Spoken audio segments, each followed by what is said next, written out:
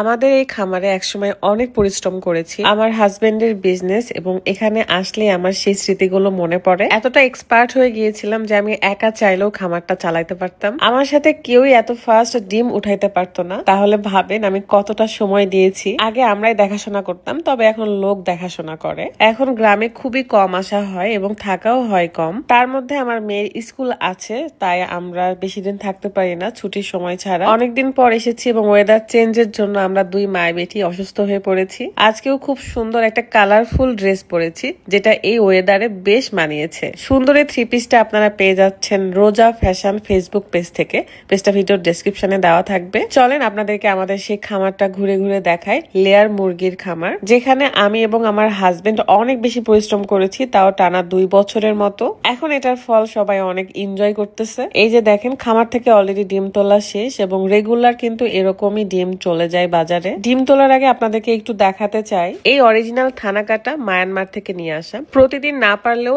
একদিন পর পর এই থানাকাটা আমি স্কিনে অ্যাপ্লাই করি। যাদের মুখে ব্রণের সমস্যা কিংবা কালো দাগ আছে, অথবা আপনি আপনার স্কিনটাকে ব্রাইট করতে চান, তাদের জন্য বেস্ট হলো এই অরিজিনাল থানাকাটা। আপনি ইনস্ট্যান্ট স্কিনে একটা গ্লো দেখতে পারবেন। বিথিস ট্যাটুন শপ এই ফেসবুক পেজ থেকে আপনি এই অরিজিনাল থানাকাটা পেয়ে যাচ্ছেন। পেজটা আমার এই ভিডিও ডিসক্রিপশনে দেওয়া থাকবে। এটা আমারই বিজনেস পেজ এবং আমি অরিজিনাল থানাকাটা ইউজ করি, তাই আপনাদেরকে আমি এটা দিচ্ছি। আমাদের স্টকে এখন এটা অ্যাভেলেবল রয়েছে। চাইলে আপনারা আমার সাথে কিংবা আমার হাজবেন্ডের সাথে কথা বলে অর্ডার কনফার্ম করতে পারেন। আর এটা আমাদের ভিজিটিং কার্ড, এখানে স্ক্যান করলে কিন্তু ডিরেক্ট আমাদের পেজে আসতে পারবেন। আমার বিজনেস পেজ বিথিস ট্যাটুন শপ, এখানে আপনারা স্কিন কেয়ারের আরো অনেক কিছু পেয়ে যাচ্ছেন। আস্তে আস্তে আমি সবই দেখাবো। তবে অরিজিনাল থানাকা পেতে হলে এখনই আমার বিজনেস পেজে ভিজিট করুন এবং অর্ডার কনফার্ম করুন।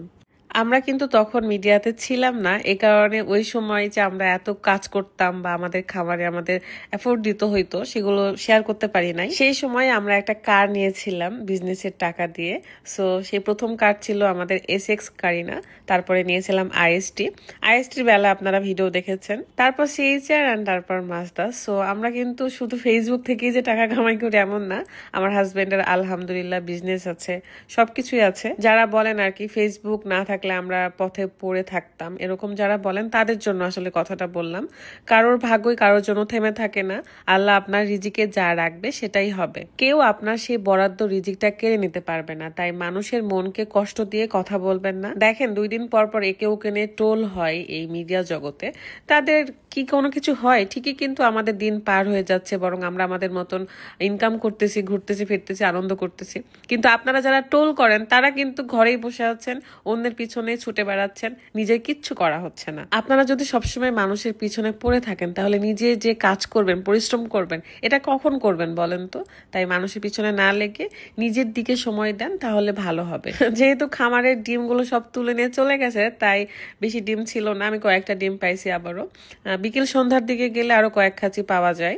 এই বিজনেসের সময় আমরা মাসে প্রায় 15 দিন গ্রামেই থাকতাম, আমার শ্বশুর বাড়ি গ্রামে, এন্ড 15 দিন শহরে থাকতাম। এখান থেকে 2 খাঁচি ডিম আমি নিয়ে যাব রাজশাহীতে, কারণ নিজের খামারের ডিম নিয়ে গেলে একটা অন্যরকমই ভালো লাগা কাজ করে। যাই হোক, এই ছিল আজকের আমার ছোট্ট একটা ভিডিও। ভালো থাকবেন সবাই, বিদায় নিচ্ছি আমি। আল্লাহ হাফেজ।